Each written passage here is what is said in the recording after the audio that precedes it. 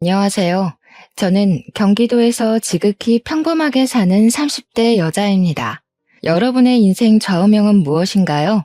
저의 좌우명은 뿌린 대로 거둔다예요. 저희 부모님은 제가 어릴 때부터 남에게 상처를 주면 그 상처가 그대로 돌아오고 도움을 주면 제가 힘들 때 도움을 받을 수 있다고 가르치셨어요. 그래서 제가 말이나 행동을 할 때 남에게 상처 주지 않도록 늘 조심하라고 하셨죠. 이러한 가르침 덕에 제가 학교 다닐 때나 직장에 다닐 때 주변 사람들과 그 흔한 말싸움 한번 하지 않고 두루두루 좋게 지냈어요. 그런데 이런 제가 살면서 처음으로 말싸움을 하게 된 사람이 있는데 그 사람이 바로 저의 형님이세요. 제 형님은 저보다 한 살이 많아요. 처음에 인사드리러 갔을 때도 되게 날카롭게 이야기하고 자기 동생인 남편을 엄청나게 아끼더라고요. 그리고 무엇보다 남편과 시아버지가 대형 병원에서 일하는 의사라는 자부심이 정말 강했어요. 사실 우리 집은 그냥 노후 걱정만 안 해도 되는 지극히 평범한 집안이거든요. 형님은 우리 집 사정을 듣고 평범한 평민이 의사 남편과 시댁 만나서 팔자를 고치려 한다며 처음 만날 때부터 저를 그다지 곱게 보지 않더라고요. 그래도 제가 형님이랑 사는 것도 아니니 그냥 참고 넘겼죠. 인사하고 집에 오는 길에 남편에게 형님은 어떤 사람인지 물어봤어요. 형님이 어렸을 때 아버지는 병원에서 야간 근무하시고 오셔서 주무시고 어머니가 형님을 돌보는데 끓는 물을 놓치는 바람에 형님의 몸과 얼굴에 화상을 입었어요. 그래서 바로 수술을 해야 하는 상황이었는데 그때는 화장 수술비가 너무 비싸 제대로 수술을 시켜주시지 못했대요. 그 결과 흉이 매우 심해졌고 어른이 된 지금도 그 흉터가 몸에 남아 있어요. 그나마 다행인 건 흉터가 턱과 목 쪽에 있어서 머리카락으로 가리고 다니면 잘 안 보이긴 해요. 하지만 형님은 혹시 다른 사람이 보고 본인에게 좋지 않은 소리를 할까봐 일부러 세게 보이려고 막말을 하는 경향도 있고 자격지심도 많이 있다고 해요. 게다가 시부모님은 형님의 흉터를 보면 마음이 너무 아파서 미안한 마음에 형님이 제멋대로 행동을 하고 다녀도 그냥 오냐오냐 하고 키우셨대요. 이러한 이유로 형님은 예민하고 까탈스럽고 자기 멋대로인 성격을 갖게 되었죠. 그래도 말은 조리 있게 잘해서 용케 회사에 들어는 가는데 성격 문제로 오래 다니지 못하고 매번 금방 관뒀다고 하더라고요. 이러한 남편의 이야기를 들으니 솔직히 형님이랑 좋은 사이로 유지하기 쉽지 않겠다고 생각했지만 그래도 남편을 사랑하고 형님을 본다면 얼마나 보겠어 라는 생각에 크게 문제가 될 것은 아니라고 생각했어요. 결혼하고 신혼여행을 다녀와서 시댁에 인사를 드리러 가니 친척들이 다 집에 계시더라고요. 저는 한복을 차려입고 시부모님께 큰절하고 앉았어요. 그랬더니 형님이 제게 신혼여행 가서 시부모님과 자신에게 전화를 매일 하지 않았다고 구박을 하더라고요.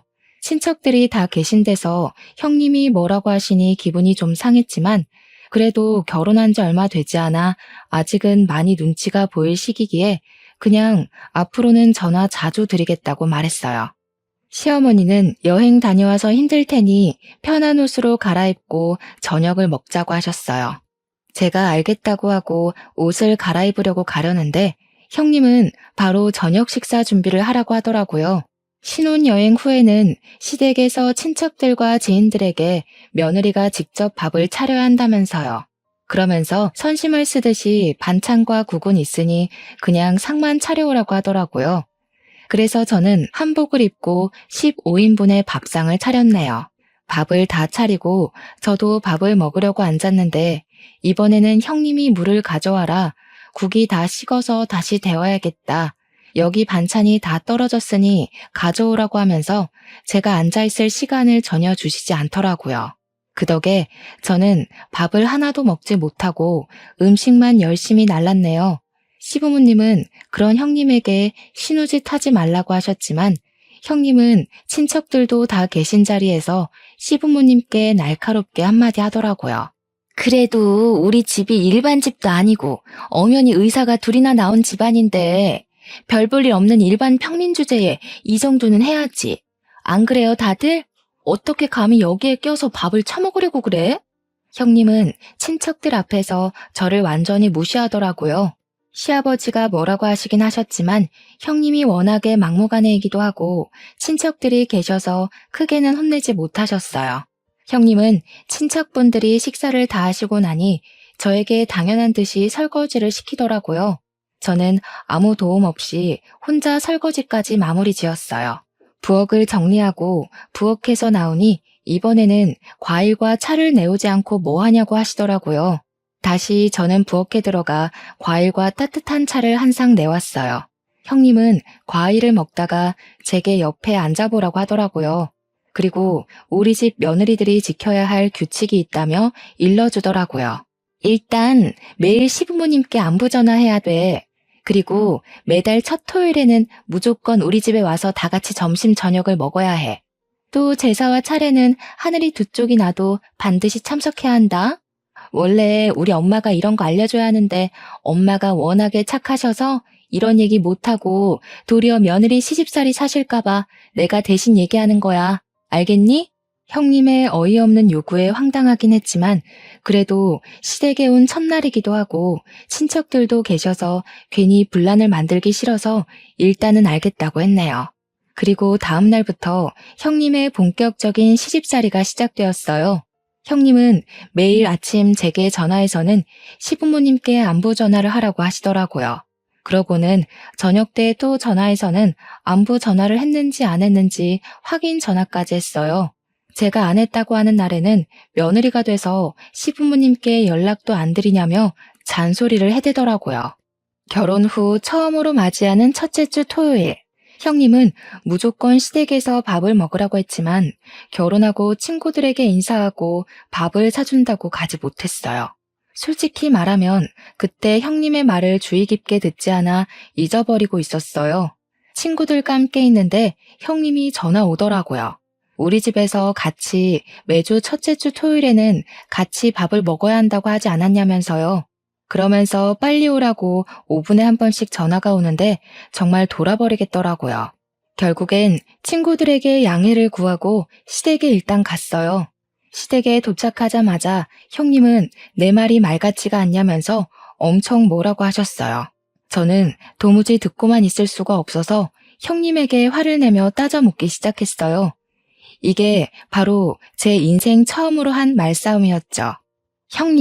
형님이 말씀하신 거 잊어버려서 죄송은 한데요. 그런다고 친구들에게 결혼식 와줘서 고맙다고 밥을 사는데 5분마다 한 번씩 전화하는 것은 좀 너무하신 거 아닌가요? 네가 무슨 돈이 있다고 밥을 사. 이거 다 내 동생 돈으로 사는 거 아니야? 잘하는 짓이다. 우리 상우는 병원에서 그렇게 뼈가 빠지게 일하는데 너는 그 돈으로 친구들 밥도 사고 아주 팔자 좋아. 아니요, 오늘 친구들 밥은 결혼 전에 제가 모아둔 돈으로 샀어요. 남편 돈으로는 공동 생활비만 쓰고 있어요. 시부모님은 점점 언성이 높아지는 저와 형님을 말리셨지만 형님은 자기 동생 돈으로 제 친구들에게 밥을 사줬다는 오해를 하시며 화를 엄청나게 내시더라고요. 저는 형님의 이러한 지나친 간섭이 답답했지만 제 남편은 병원 일로 이야기는커녕 얼굴 보기도 힘들고 잠도 거의 자지 못하고 눈만 뜨고 다니는 상황인 것을 알기에 어쩔 수 없이 혼자 속으로 사겼답니다. 결혼 후 첫 명절이었어요. 남편은 역시 또 당직이라 병원에 있었고 저 혼자 시댁에 음식을 장만하러 갔었어요. 형님은 말로만 참견하며 잔소리를 했지만 이미 그 전에 몇 번 당해봤던 터라 그냥 그런가 보다 하고 한 귀로 듣고 한 귀로 흘렸어요. 음식 장만은 시어머니가 음식을 주로 하셨고 저는 뒤에서 보조 역할만 해서 생각보다 힘들지 않더라고요. 그런데 명절 당일 아침부터 형님이 자꾸 제게 이것저것 시켰어요. 아침에 차례를 지내고 설거지를 하고 집에 가려는데 갑자기 제가 해주는 음식들이 맛있다며 음식을 만들어주고 가라는 거예요. 제가 친정에 가야 한다고 해도 친정이 먼 것도 아니고 시간이 걸리면 얼마나 걸린다고 그러느냐며 자꾸 해달라는데 매정하게 안 해주고 가기도 조금 그렇더라고요. 그래서 음식을 다 만들었더니 또 지금은 입맛이 없다며 먹지도 않아요. 그리고 이제는 정말 집에 가려는데 주방 후드 청소까지 싹 시키더라고요. 저는 그런 형님의 말을 무시하고 제 짐이 있는 작은 방에 갔어요. 그런데 웬걸 형님이 문을 잠가버렸더라고요. 형님, 여기에 제 짐 있는데 방문 좀 열어주세요. 어머, 실수로 문이 잠겼네. 그런데 자물쇠가 없어서 어쩌나. 오늘 올케 집에 못 가겠네. 원래 며느리는 명절 다 끝나고 가는 거야. 무슨 벌써 집에 가려고 해. 그냥 이렇게 된 김에 오늘 자고 가. 여기 방문은 내일 열쇠 찾아서 열어줄게. 이러한 형님의 어이없는 만행으로 저는 그날은 결국 시댁에서 잠을 자고 다음날 형님이 이제야 열쇠를 찾았다며 문을 열어주어 연휴 마지막 날 친정에 갈 수 있었어요. 결혼 후 두 번째 명절 때는 시어머니가 입원하셔서 이번에는 차례를 지내지 말자고 시댁으로 오지도 말라고 하시더라고요.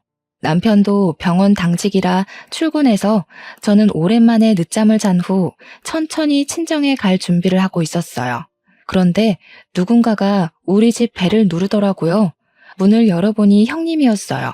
형님의 손에는 커다란 장바구니가 있었고 그 안에는 음식 식재료가 가득 있었죠. 올케, 내가 예전에 얘기했지? 며느리는 반드시 하늘이 두 쪽이 나도 시댁의 제사와 차례를 지내야 한다고. 설마 우리 엄마 병원에 계신다고 차례 안 지내려던 거 아니지? 빨리 내가 장 봐온 거로 음식 장만해. 내가 도와줄게. 형님은 시어머니도 지내지 말라던 차례를 반드시 지내야 한다며 굳이 장을 봐오셔서는 음식을 장만을 시키셨어요. 처음에는 분명히 도와서 같이 한다고 해놓고서는 갑자기 급한 전화가 왔다며 자리를 뜨시더라고요. 한참을 지나도 오지 않길래 보니 큰방 침대에서 잠을 자고 있었어요. 결국 저 혼자 음식을 다 장만하고 차례도 지내고 뒷정리도 온전히 저 혼자 다 했죠.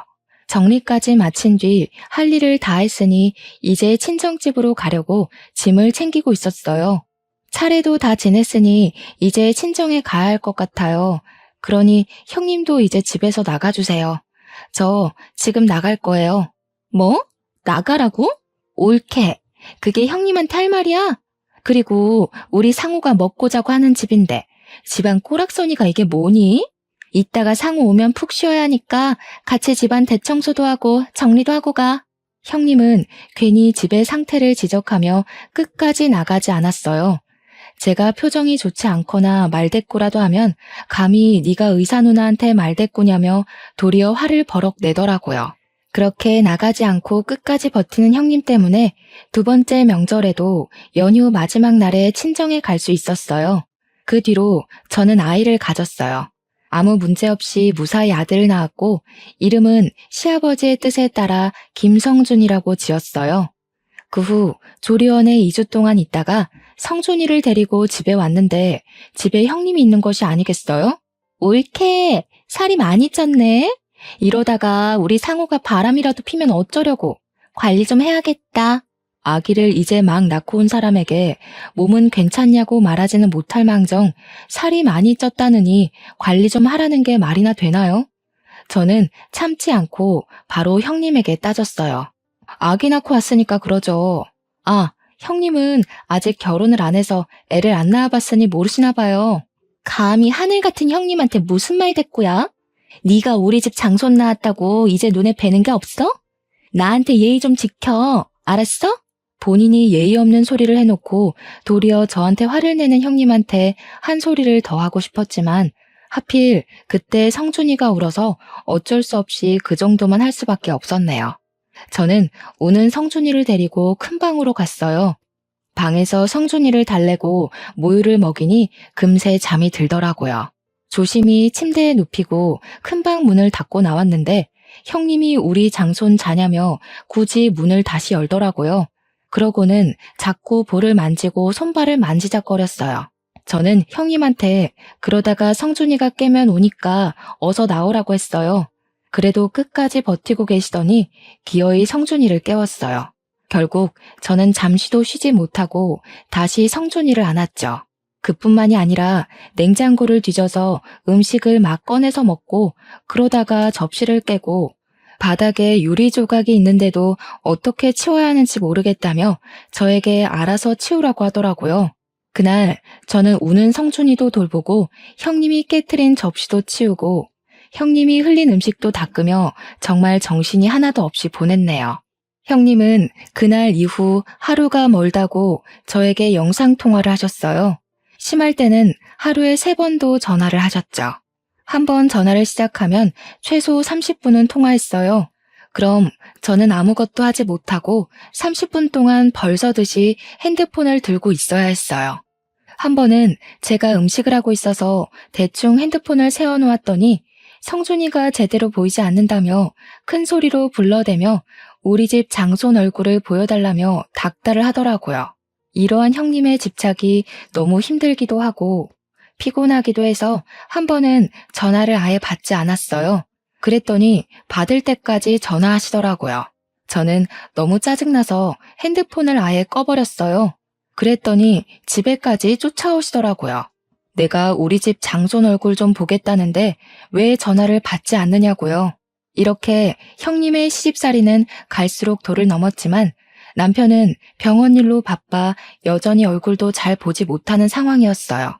잠도 못 자는 사람에게 이런저런 하소연하는 것도 아닌 것 같아 그냥 혼자 속으로만 끙끙 앓고 있었네요. 하루는 엄마가 제가 좋아하는 게장을 했다면서 점심때 오라고 하시더라고요. 나가려는데 또 형님이 전화가 왔어요. 저는 지금 나가봐야 해서 영상통화는 하지 못한다고 했더니 전화하는데 뭐 얼마나 걸리냐고 하시며 성준이가 보고 싶다고 굳이 또 영상통화를 하려 하시더라고요. 결국 30분 동안 영상통화를 하느라 제가 도착하겠다고 하는 시간보다 더 늦게 친정에 도착했어요. 집에 갔더니 엄마도 계시고 저에게 남편을 소개해 주셨던 사모님도 계시더라고요.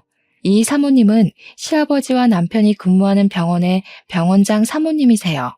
우리 옆집에 30년째 살고 계시면서 결혼 전에는 거의 매일 보고 살았던 친척보다도 더 가까운 사이죠. 사모님은 제게 오랜만이라 반갑긴 한데 표정이 좋지 않다며 결혼 생활이 힘드냐고 물어보시더라고요. 오기 전에 형님과 원치 않은 통화를 해서 제가 표정이 좋지 않았나 봐요. 처음에는 이야기하지 않으려다가 그래도 내가 소개해줬는데 잘 사는지 어떤지는 알아야겠다며 자꾸 물어보셨어요. 저는 어쩔 수 없이 형님이 제게 첫날 말했던 며느리의 도리에서부터 매일 우리 집 장손 얼굴 보겠다며 영상통화를 하고 명절 때 집에 못 가게 했던 일까지 모든 이야기를 다 했어요. 사모님은 저의 이야기를 들으시고는 시부모님의 성품도 좋으시고 남편도 성실하고 책임감이 강해서 시집살이나 고생 안 하고 잘 살 줄 알았는데 시누이가 그 모양인지는 몰랐다며 미안하다고 하시더라고요. 그래서 제가 남편은 바쁘긴 하지만 잘 대해주고 시부모님도 정말 잘해주셔서 좋다고 하며 걱정하지 말라고 하셨죠. 그래도 사모님은 오래 봐서 딸 같은 제가 고생하는 게 너무 속상하다며 혹시라도 도울 일이 생긴다면 언제든지 말해달라고 하셨어요. 형님은 그 뒤로도 매일 영상통화를 하고 말도 안 되는 논리로 항상 저를 괴롭게 했어요.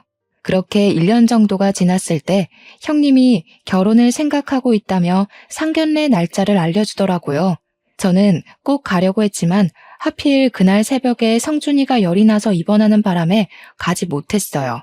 그 후로 이야기가 잘 됐는지 결혼식 날짜가 잡혔다며 모바일 청첩장을 주시긴 했는데 성준이가 그 뒤로도 계속 아파서 정신이 하나도 없었던 터라 형님의 결혼 사진을 제대로 보지 못했어요.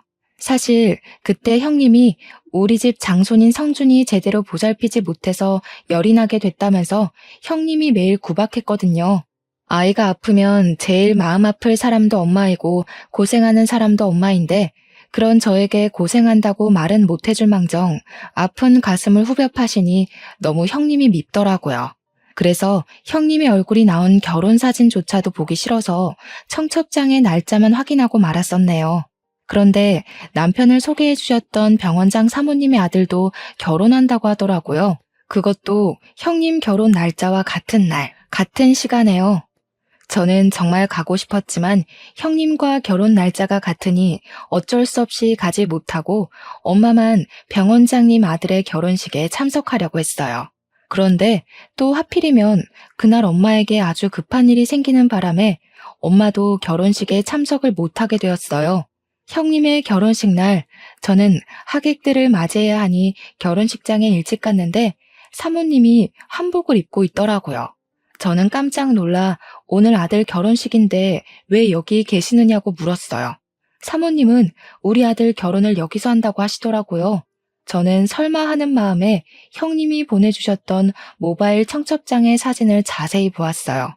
너무 놀랍게도 형님 옆에 사모님 아들이 떡하니 서 있는 게 아니겠어요? 어머, 저희 형님하고 현우 오빠하고 결혼하는 거였네요? 사실 그동안 성준이가 아파서 청첩장을 이제야 자세히 봤거든요. 전혀 몰랐어요. 그럼 그때 너에게 그렇게 시집살이를 시켰다는 그 형님이 바로 내 며느리인 거니? 네, 상황이 그렇게 되었네요. 그래? 알겠다. 내가 잘 기억해두고 있으마. 그동안 정말 고생 많았다. 사모님은 제게 그동안 고생 많았다는 의미심장한 말씀을 남기고 하객을 맞이하러 가셨어요. 이윽고 결혼식이 시작되었어요. 평소에는 그렇게 날카롭고 예민하고 신경질적이었던 형님도 결혼식을 한다고 웨딩드레스를 입고 신부화장을 하니 아주 곱고 참해 보이더라고요.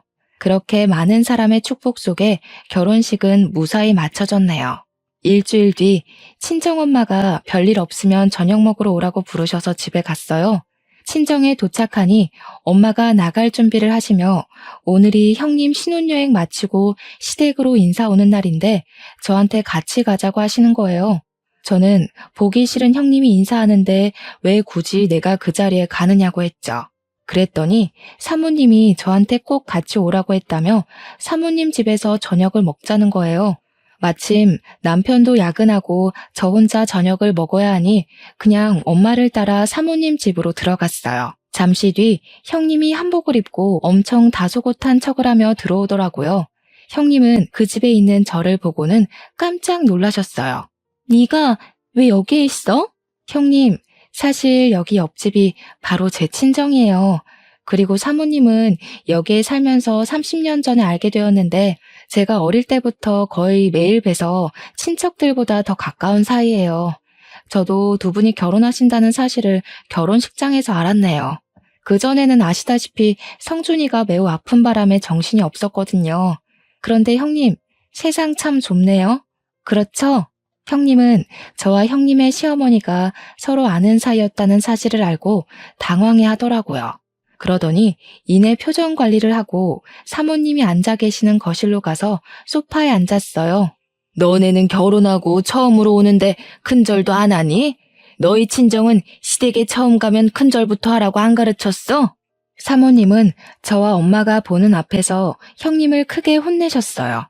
형님은 얼굴이 빨개져서 죄송하다고 하고 일어나더니 큰절을 했어요.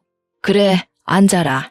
며느리는 신혼여행지에서 왜 매일 전화하지 않았니? 이제 한 가족인데 전화를 당연히 매일 해야 하는 거다. 알겠니? 그리고 매주 첫 토요일에는 무조건 우리 집에서 점심과 저녁을 먹어야 해. 그리고 제사와 명절 차례상은 며느리가 무조건 하늘이 두 쪽이나도 차려야 한다. 이게 우리 집 며느리의 도리란다. 알겠니? 형님은 자신이 제게 했던 말을 사모님이 그대로 하고 있으시니 뭔가 이상했는지 고개를 갸우뚱하며 대답하지 않더라고요. 그랬더니 사모님이 대답을 왜 안 하냐고 시어미 말이 우습냐고 하셨어요. 조곤조곤히 말씀하시지만 어찌나 카리스마가 넘치시던지 저와 엄마도 그 자리에서 움찔했네요. 형님이 알겠다고 답을 하니 이제는 부엌에 가서 밥을 차리라고 시키시더라고요. 어머니, 저 지금 여행 마치고 왔는데 이 불편한 옷을 입고 밥을 차려요? 원래 신혼여행 후에는 시댁에서 친척들과 지인들에게 며느리가 직접 밥을 차려야 한다는 거 모르니? 며느리가 됐으면 당연히 해야지.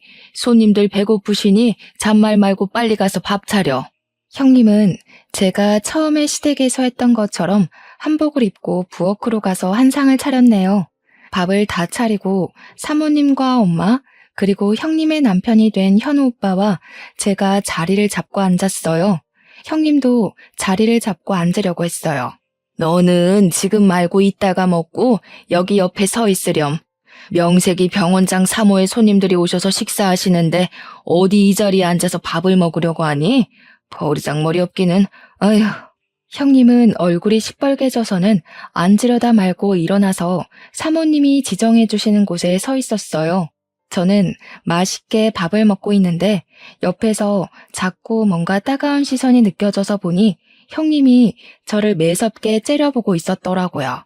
저는 그런 형님의 얼굴을 보다가 사례가 들렸어요. 미진아, 괜찮니? 편하게 천천히 먹으렴. 얘 며느리야. 밥 먹을 때 옆에 세워두는 건 장승처럼 서 있으란 뜻이 아니라 그때그때 필요한 것들을 눈치껏 알아서 가져오라는 거다. 미진이 사례가 들렸으니 빨리 물 가져와. 사모님의 말씀에 형님은 냉장고에 물통을 꺼내 제 앞에 물통을 그대로 내려놓더라고요. 사모님은 그런 형님을 보며 깊은 한숨을 쉬셨어요. 지금 이게 뭐 하는 짓이니? 아휴, 이럴 때는 손님한테 물통을 통째로 내어드리는 게 아니라 네가 물컵을 가져와서 따라줘야 하는 거야. 내가 너에게 이런 것도 하나하나 가르쳐야겠니? 무슨 초등학생도 아니고. 형님은 사모님께 또 한 소리를 듣고는 아주 짜증난다는 표정으로 컵을 챙겨와서 물을 따라줬어요. 그런 형님의 표정을 보고 있자니 고소하기도 하면서 뭔가 형님을 더 놀리고 싶은 생각이 들더라고요. 그래서 일부러 제 국이 식어서 그런데 국을 다시 따뜻하게 데워달라고 했어요. 형님은 아주 못마땅한 표정을 지으며 못 들은 척 하더라고요. 예, 못 들었니? 내 손님 미진이가 국을 데워달라잖아. 어서 따뜻한 국으로 가져다 주렴. 명색이 병원장 사모의 손님인데 당연히 이 정도 대접은 받아야지 않겠니? 결국 형님이 죽을 상으로 다시 국을 끓여서 가져오는데 얼마나 화가 났는지 형님의 손이 부들부들 떨리더라고요. 평소 같았으면 이미 다 뒤집어 엎었을 사람인데 평소에 그리 무시했던 제 앞에서 이렇게 당하고 있으니 아마 미치고 팔짝 뛸 노릇이겠죠. 저는 아주 고소하게 생각하며 음식을 맛있게 먹었답니다. 저녁을 다 먹고 나서도 사모님은 당연히 설거지는 며느리의 몫이라며 형님에게 설거지를 시키셨어요. 저는 사모님과 함께 거실에 앉아 차와 과일을 마시며 담소를 나눴어요. 설거지를 마친 형님이 부엌에서 나오자 사모님은 거실 소파에 잠깐 앉아보라고 하시더라고요.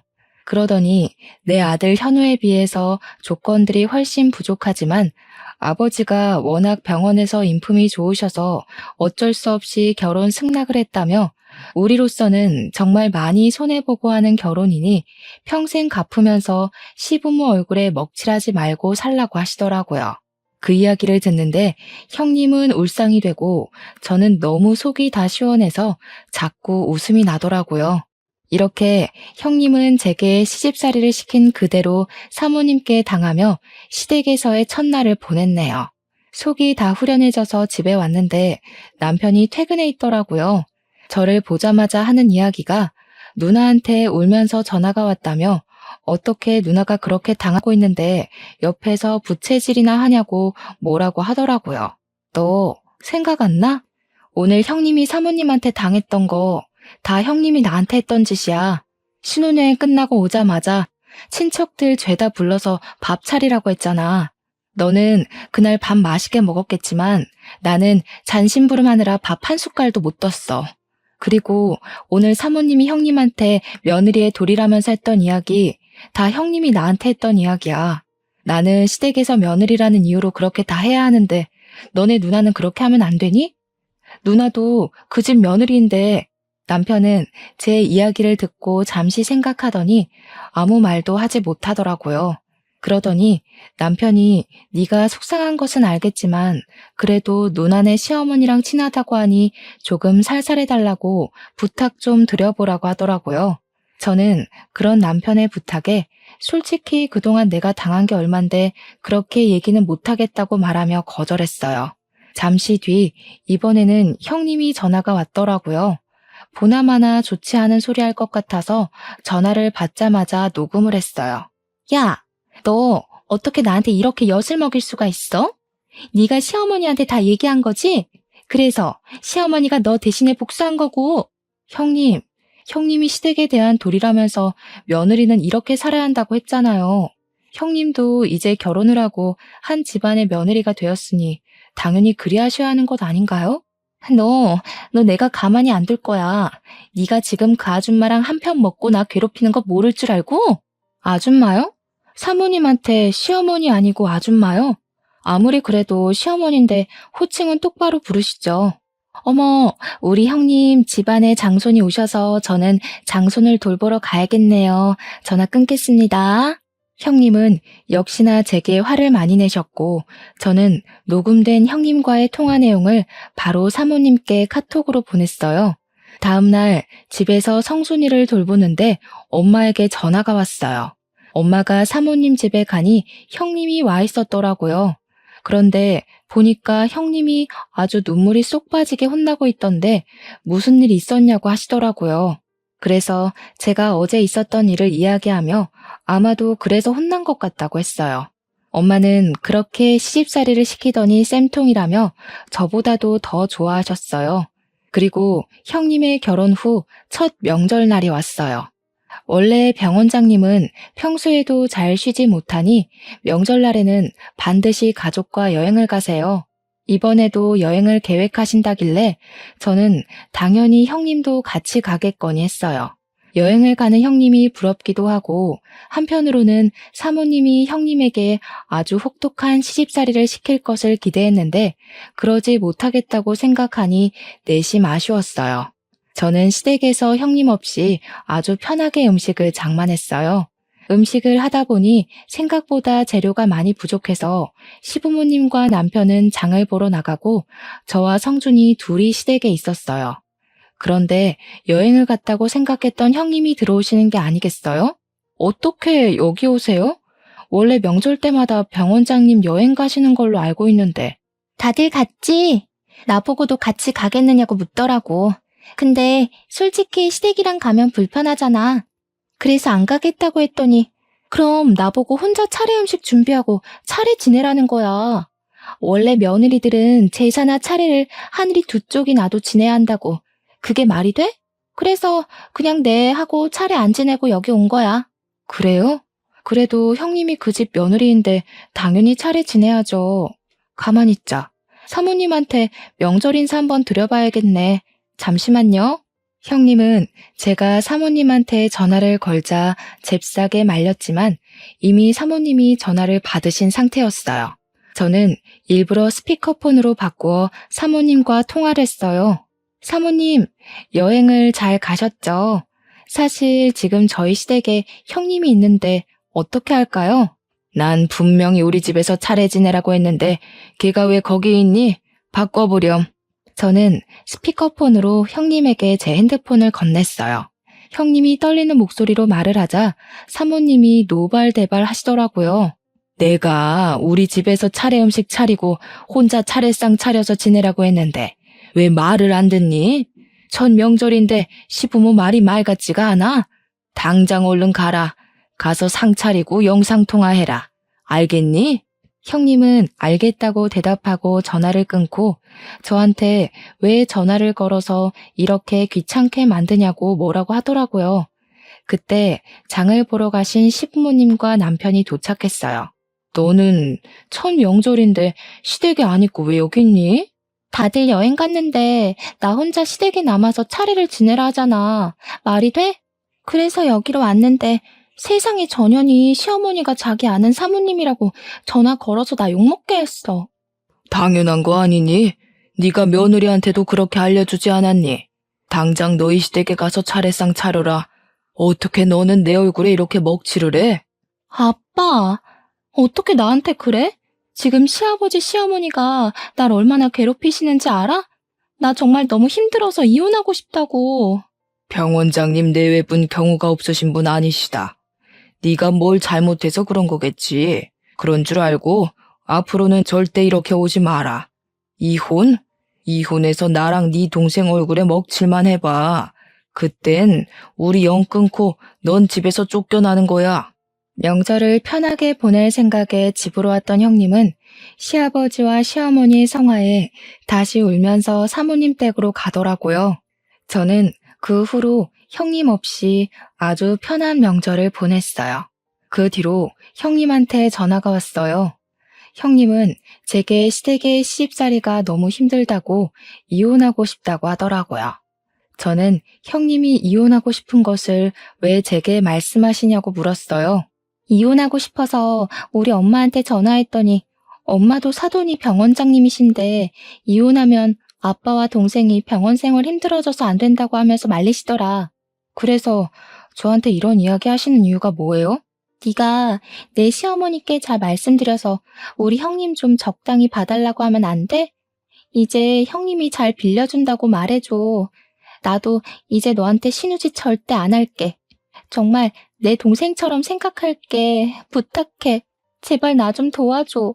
형님이 제게 울먹이면서 이야기하는데 정말 눈물겹더라고요. 하지만 저는 형님한테 그 전에 너무 많이 당했던 터라 형님의 그런 부탁에도 눈 하나 깜빡하지 않았어요. 형님, 지금 사모님이 형님에게 하시는 것들 다 형님이 제게 했던 것 아닌가요? 인제 와서 하는 말인데 그때 형님이 저한테 그렇게 구박하고 했을 때 저 정말 이혼하고 싶을 만큼 힘들었어요.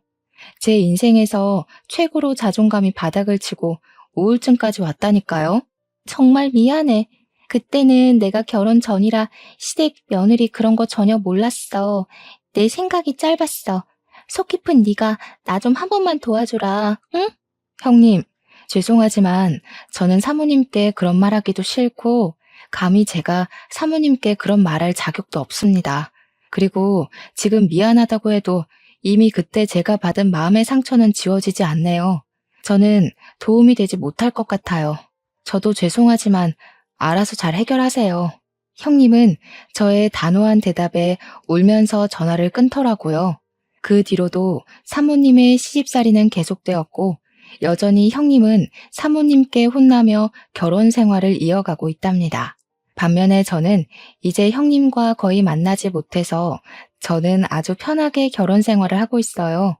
어느 날은 남편이 자기 누나가 그렇게 못되게 구는지 몰랐다면서 병원 일에 치여 사느라 제대로 챙겨주지 못해서 미안하다고 진심으로 사과하더라고요. 그 뒤로는 남편도 제게 잘해주고 시부모님이야 원래 잘해주셨고 해서 요새는 아무 고민 없이 아주 만족스러운 생활을 하고 있어요. 최근에 친정엄마랑 통화하다가 사모님 얘기가 나왔어요. 친정엄마가 사모님께 왜 그렇게까지 시집살이를 시키시냐고 물으니 사모님 본인이 원래 불의를 못 참는 성격인데 딸 같은 제가 형님한테 그렇게 당했다는 것을 아시고 많이 화가 났었다고 해요. 만약에 처음부터 아들이 만나는 사람이 제 형님인 것을 알았다면 아마 결혼 안 시켰을 텐데 이러한 사실을 결혼식장에서 알아버렸고 인제 와서 결혼을 엎을 수는 없으니 대신 본인이 행했던 시집살이를 그대로 시켜서 본인이 무슨 잘못을 했는지 제대로 깨닫게 해야겠다고 생각하셨대요. 이 부분은 형님의 시아버지와 남편이 다 동의를 해서 가족들 모두 사모님의 행동에 크게 반대하지는 않았다고 해요. 또 미리 형님의 아버지인 저희 시아버지께도 말해놔서 동의를 구했다고 하시더라고요. 시아버지는 제 딸을 제가 제대로 못 키워서 일이 막무가내인데 그렇게라도 교육해 주시면 감사하다고 하시며 오히려 죄송하다고 하셨대요. 그러면서 사모님은 그래도 조만간에 이렇게까지 하게 된 이유를 설명해주고 시집살이를 끝낼 거라고 하셨대요. 엄마는 사모님의 말씀을 제게 전하며 정말 사람은 뿌린 대로 거두는 게 딱 맞다고 하시더라고요.